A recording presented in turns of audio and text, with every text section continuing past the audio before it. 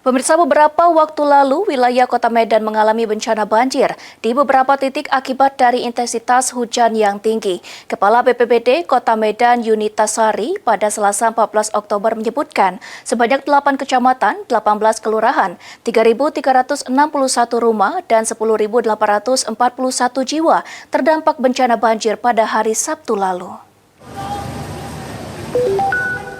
Sebagian besar warga yang menjadi korban banjir di Kota Medan telah pulang ke rumahnya masing-masing setelah banjir dipastikan surut di beberapa lokasi. Dari total 8 kecamatan di Kota Medan yang terimbas banjir akibat curah hujan tinggi tersebut, 7 diantaranya sudah aman dari banjir.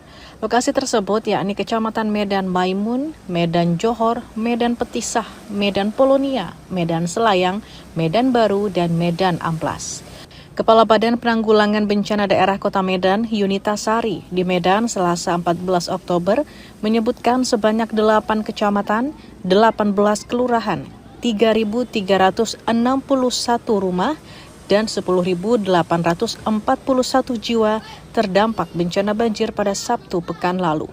Satu kecamatan yang masih terendam banjir ialah Medan Labuhan.